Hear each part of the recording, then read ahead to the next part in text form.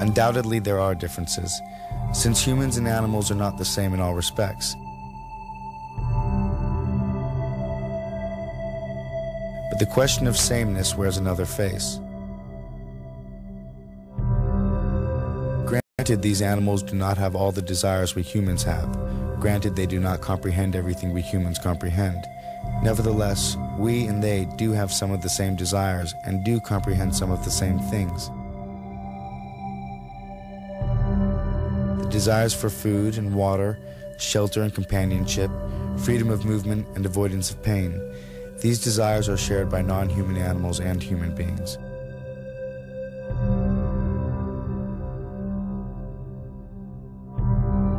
As for comprehension, like humans, many non-human animals understand the world in which they live and move.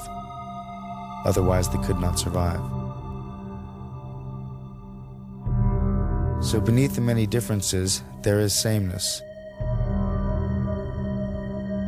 Like us, these animals embody the mystery and wonder of consciousness.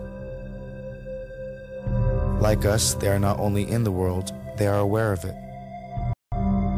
Like us, they are the psychological centers of a life that is uniquely their own. In these fundamental respects, humans stand on all fours, so to speak, with hogs and cows, chickens and turkeys. What these animals are due from us, how we morally ought to treat them, are questions whose answer begins with the recognition of our psychological kinship with them. So the following film demonstrates in 5 ways just how animals have come to serve mankind. Lest we forget.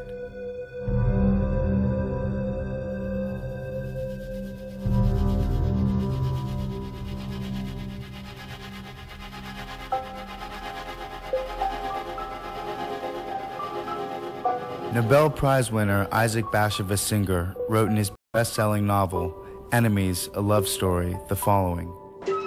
As often as Herman had witnessed the slaughter of animals and fish, he always had the same thought. In their behavior toward creatures, all men were Nazis.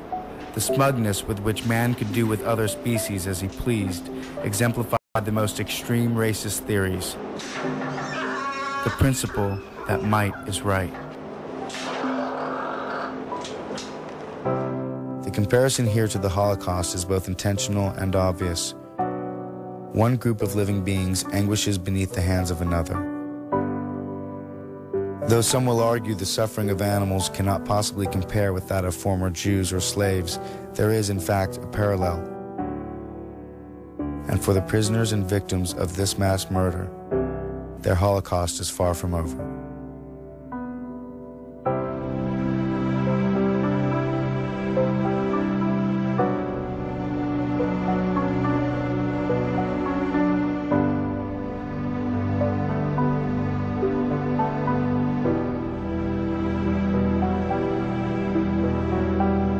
In his book, The Outermost House, author Henry Bestin wrote, "We need another and a wiser and perhaps a more mystical concept of animals.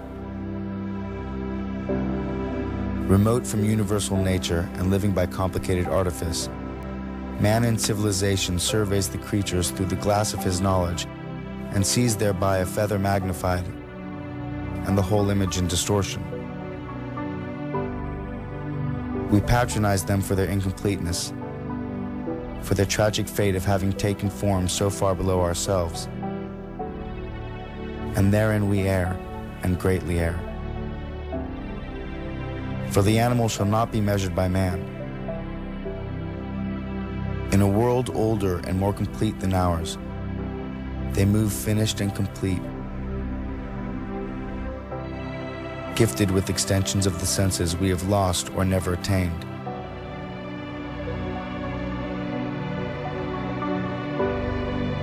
Living by voices we shall never hear.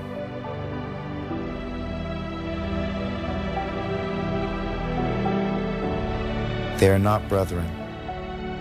They are not underlings.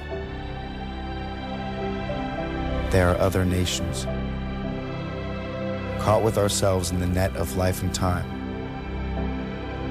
fellow prisoners of the splendor and travail of the earth."